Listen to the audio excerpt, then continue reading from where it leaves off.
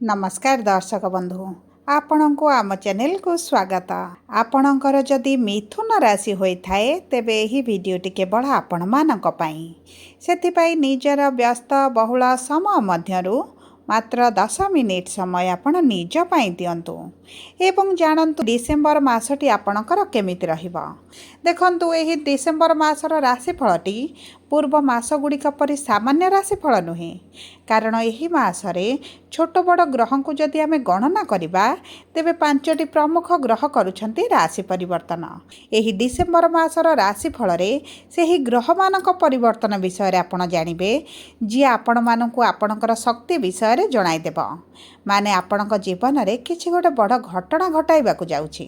तेबे आसंतु जानिबा एही डिसेम्बर मासरे हेबाकु जाउथिबा परिवर्तन आपणक जीवन रे किभଳି प्रभाव पकाइबो, केउं क्षेत्र रे प्रभाव पकाइबो एवं एही जो 5टी ग्रह मध्यरु केउं ग्रह गुड़िक आपणको शुभ फल देबे, केउं ग्रह गुड़िक आपणको अशुभ फल देबे, एही वीडियो रे विस्तृत भाव रे आलोचना करिबा।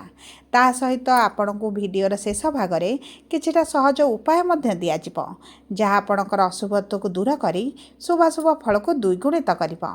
सेथिपाई आपण आम सह वीडियो रे शेष पर्यंत जोड़ी होई रहंतु।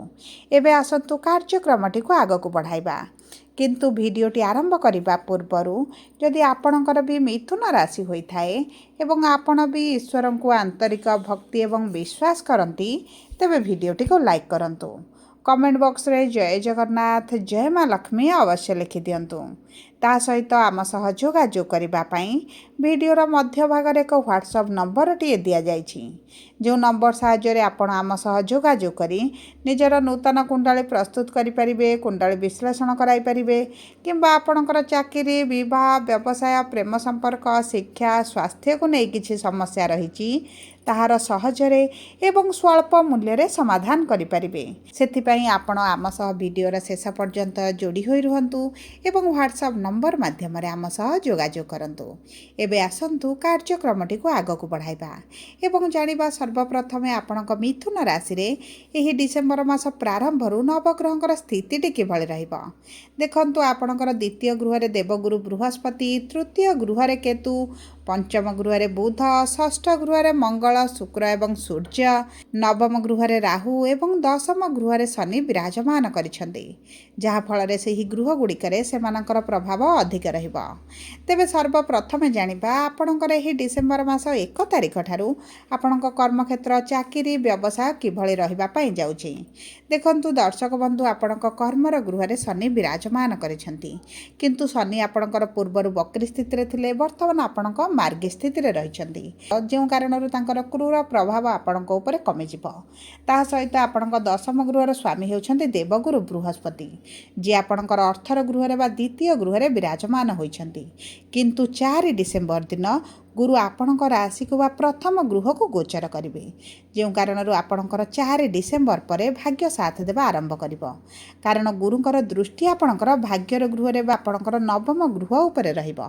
तेणु करी आपण जदि भाग्य भरोसा रे किछि कार्य करिबा पई चाहुचंती भाग्य आपणक साथ देबो। भाग्य दुई पाद आगरे आपणकर चलिबो एवं आपणक कर्मक्षेत्र रे आपणकर मान सम्मान वृद्धि हेबा सहित उच्च अधिकारी हेउंतु, आपणक सहकर्मी हुंतु, आपणक सम्मान देबा आरंभ करिवे, आपणकर कार्य को सम्मान देबा आरंभ करिवे एवं देखंतु आपणकर जो परिश्रमर फल गुडिक वृथा जाउथिला एबे ताहा आपणको उचित फल प्रदान करिवो एवं आपणकर जो मिथ्या अभियोग लागुछि, आपणको मिथ्या केस रे फसा जाउछि, आपणकर छोट छोट भूल काढी आपणको जो निंदा अपवाद दिया जाउछि ସେହି ସବୁ କ୍ଷେତ୍ରରେ ଆପଣ ନିଶ୍ଚିତ ଭାବରେ ଶୁଭ ପରିବର୍ତ୍ତନ ଦେଖିବେ ଏବଂ ଆପଣ ଦେଖିବେ ଯେଉଁ ପରିସ୍ଥିତି ଆପଣଙ୍କର ଏବେ ଅଛି ତା ସମ୍ପୂର୍ଣ୍ଣ ଭାବରେ ବଦଳିଯିବ।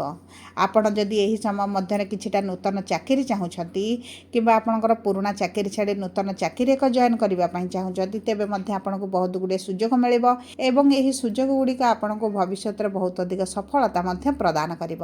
ଯଦି ଆପଣ କିଛି ସରକାରୀ ସ୍ତରରେ କାର୍ଯ୍ୟ କରୁଛନ୍ତି କିମ୍ବା ସରକାରୀ ଚାକିରି କରୁଛନ୍ତି କିମ୍ବା ଆପଣ ସରକାରଙ୍କ ସମ୍ବନ୍ଧିତ କିଛି କାର୍ଯ୍ୟ କରୁଛନ୍ତି ସେହି କ୍ଷେତ୍ରରେ ମଧ୍ୟ ଆପଣଙ୍କୁ ଶୁଭ ଫଳ ପ୍ରାପ୍ତି ହେବ।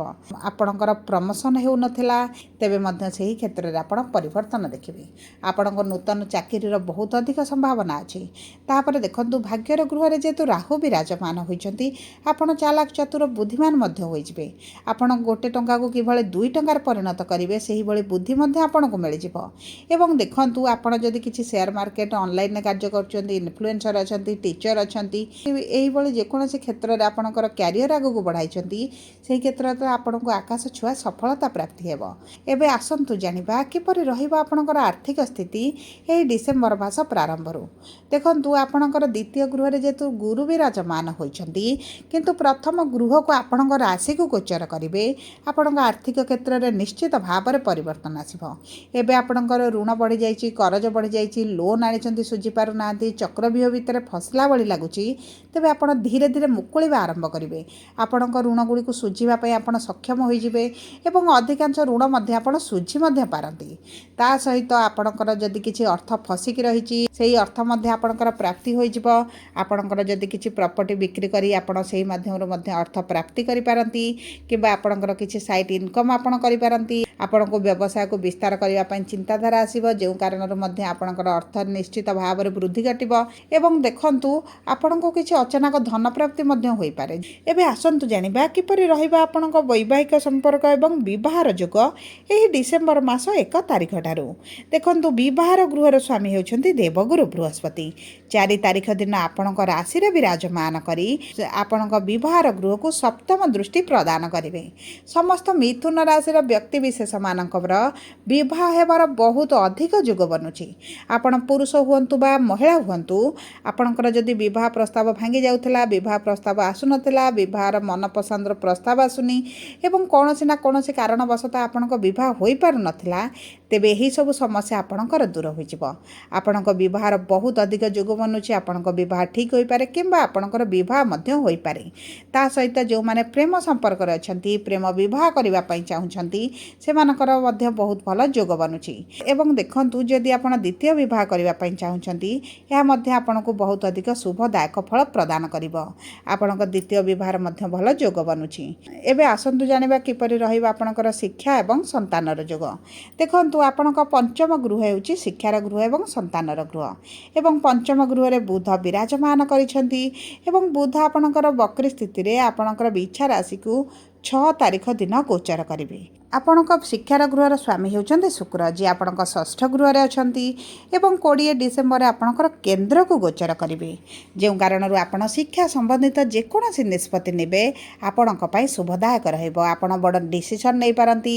ଶିକ୍ଷା କ୍ଷେତ୍ରରେ କିଛିଟା ପରିବର୍ତ୍ତନ ଆସିପାରେ। ଆପଣଙ୍କର ଏହି ସମୟ ମଧ୍ୟରେ ଯଦି କିଛି ପରୀକ୍ଷା ଅଛି, ଇଣ୍ଟରଭ୍ୟୁ ଅଛି, ଏଣ୍ଟ୍ରାନ୍ସ ଅଛି, ତେବେ 16 ଡିସେମ୍ବର ପରେ ରହିଲେ ଆପଣଙ୍କ ପାଇଁ ବହୁତ ଅଧିକ ଲାଭଦାୟକ ରହିବ। କାରଣ ସୂର୍ଯ୍ୟ ଆପଣଙ୍କ ଷଷ୍ଠ ଗୃହରେ ଅଛନ୍ତି ଏବଂ ଷଷ୍ଠ ଗୃହରେ ସୂର୍ଯ୍ୟ ଶୁଭ ଫଳ ପ୍ରଦାନ କରନ୍ତି ନାହିଁ। ତେଣୁକରି ସପ୍ତମ ଗୃହକୁ କେନ୍ଦ୍ରକୁ ଗୋଚର କରିବା ପରେ ଆପଣ ଯେକୌଣସି ପରୀକ୍ଷା ଦିଅନ୍ତୁ, ଇଣ୍ଟରଭ୍ୟୁ ଦିଅନ୍ତୁ, ଏଣ୍ଟ୍ରାନ୍ସ ଦିଅନ୍ତୁ, ଆପଣଙ୍କ ପାଇଁ ବହୁତ ଅଧିକ ଶୁଭଦାୟକ ରହିବ। ଏବଂ ଦେଖନ୍ତୁ ଯଦି ଆପଣ ବିବାହିତ ଅଛନ୍ତି ଏବଂ ଆପଣଙ୍କ ସନ୍ତାନ ସୁଖରୁ ବଞ୍ଚିତ ଅଛନ୍ତି, ଦୀର୍ଘ ଦିନ ହେଲା ଆପଣଙ୍କର ପୂଜା ପାଠ ବିଧି ଏବଂ ମେଡ଼ିକାଲ ଟ୍ରିଟମେଣ୍ଟ ନେବା ପରେ ମଧ୍ୟ ଆପଣଙ୍କ ସନ୍ତାନ ପ୍ରାପ୍ତିରୁ ବଞ୍ଚିତ ରହିଯାଇଛନ୍ତି, ତେବେ ଆପଣଙ୍କ ସନ୍ତାନ ପ୍ରାପ୍ତି ପାଇଁ 20 ଡିସେମ୍ବର ପରେ ବହୁତ ଭଲ ସମୟ ଆସିବ। କାରଣ ଆପଣଙ୍କ ସନ୍ତାନର ଗୃହର ସ୍ୱାମୀ ଶୁକ୍ର କେନ୍ଦ୍ରକୁ ଗୋଚର କରିବେ ଏବଂ ସପ୍ତମ ଗୃହରେ ରହି ଆପଣଙ୍କ ରାଶିକୁ ଦୃଷ୍ଟି ଦେବେ, ମାନେ ଆପଣଙ୍କର ପ୍ରଥମ ଗୃହ ଆପଣଙ୍କ ଗୃହକୁ ଦୃଷ୍ଟି ଦେବେ। ତେଣୁକରି ଆପଣଙ୍କୁ ଶୁଭ ଫଳ ପ୍ରାପ୍ତି ହେବ। ସନ୍ତାନ ପ୍ରାପ୍ତିର ବହୁତ ଅଧିକ ସମ୍ଭାବନାଟି ବଢ଼ିଯିବ। ତା ସହିତ ଯଦି ଆପଣଙ୍କ ପ୍ରଥମ ସନ୍ତାନ ସହିତ କିଛି ମନମାଳିନ ମତଭେଦ ଚାଲିଛି ଏବଂ ଆପଣଙ୍କ ସନ୍ତାନ ଆପଣଙ୍କ ଠାରୁ ଦୂରରେ ରହିଛନ୍ତି, ତେବେ ମଧ୍ୟ ଆପଣଙ୍କ ସମ୍ପର୍କରେ ଧୀରେ ଧୀରେ ପରିବର୍ତ୍ତନ ଆସିବ। ଆପଣଙ୍କ ସନ୍ତାନ ଆପଣଙ୍କ ପାଖକୁ ଆସିପାରନ୍ତି। ଧୀରେ ଧୀରେ ସମ୍ପର୍କରେ ଆପଣ ପରିବର୍ତ୍ତନ ଦେଖିବା ସହିତ ଆପଣଙ୍କ ପୁତ୍ରଙ୍କର ସ୍ୱାସ୍ଥ୍ୟ, ଶିକ୍ଷା, କ୍ୟାରିୟର କିମ୍ବା ବିବାହକୁ ନେଇ ଯଦି କିଛି ଚିନ୍ତିତ ଅଛନ୍ତି, ସେହି ଚିନ୍ତା ମଧ୍ୟ ଆପଣଙ୍କର ଦୂର ହୋଇଯିବ। ଏବେ ଆସନ୍ତୁ ଜାଣିବା କିପରି ରହିବ ଆପଣଙ୍କର ସ୍ୱାସ୍ଥ୍ୟ ଏହି ଡିସେମ୍ବର ମାସ 1 ତାରିଖ ଠାରୁ। ଦେଖନ୍ତୁ ଆପଣଙ୍କ ରାଶିର ସ୍ୱାମୀ ହେଉଛନ୍ତି ବୁଧ, ଯିଏ ଆପଣଙ୍କର ପଞ୍ଚମ ଗୃହରେ ଅଛନ୍ତି, କିନ୍ତୁ 6 ଡିସେମ୍ବର ଦିନ ଆପଣଙ୍କର ଷଷ୍ଠ ଗୃହକୁ ଗୋଚର କରିବେ। ତେଣୁକରି ଆପଣଙ୍କର ସ୍ୱାସ୍ଥ୍ୟରେ କିଛିଟା ସମସ୍ୟା ଆପଣ ଅନୁଭବ କରିପାରନ୍ତି। ଋତୁକାଳୀନ ସମସ୍ୟା ଦେଖା ଦେଖାଦେଇପାରେ, ପେଟର ଯନ୍ତ୍ରଣା ଦେଖାଦେଇପାରେ, ଷ୍ଟୋମାକ୍, ଗ୍ୟାସ୍, ଡାଇଜେସନରେ ସମସ୍ୟା, ଆପଣଙ୍କ ସ୍କିନ୍ ରିଲେଟେଡ୍ ସମସ୍ୟା, ଚର୍ମରେ ଇନଫେକ୍ସନ୍ ହେଉ, ଆଲର୍ଜି ହେଉ, ଏହିଭଳି କିଛିଟା ଛୋଟ ବଡ଼ ସମସ୍ୟା ଆପଣଙ୍କର ଦେଖାଦେଇପାରେ। ସେଥିପ୍ରତି ଆପଣଙ୍କୁ ବିଶେଷ ଭାବରେ ଧ୍ୟାନ ଦେବାକୁ ପଡ଼ିବ ଏବଂ ତା ସହିତ ଆପଣଙ୍କର ଖାଦ୍ୟ ପାନୀୟକୁ ବିଶେଷ ଧ୍ୟାନ ନଦେଲେ ଆପଣଙ୍କର ଫୁଡ୍ ପଏଜନିଂ ହୋଇପାରେ କିମ୍ବା ଆପଣଙ୍କର ଖାଦ୍ୟକୁ ନେଇ କିଛିଟା ସ୍ୱାସ୍ଥ୍ୟର ସମସ୍ୟା ମଧ୍ୟ ଦେଖାଦେଇପାରେ। ସେଥିପାଇଁ ଏହି ଡିସେମ୍ବର ମାସର 6 ତାରିଖ ଠାରୁ ଆପଣଙ୍କ ସ୍ୱାସ୍ଥ୍ୟକୁ ବହୁତ ଅଧିକ ଜଗିବାର ଆବଶ୍ୟକତା ରହିଛି। ସବୁ ପରେ ଅଶୁଭତ୍ୱକୁ ଦୂର କରି ଶୁଭାଶୁଭ ଫଳ ପ୍ରାପ୍ତି ପାଇଁ ଆପଣ ପ୍ରତିଦିନ ବୁଧଙ୍କର ବୀଜ ମନ୍ତ୍ର 108 ଥର ପାଠ କରନ୍ତୁ।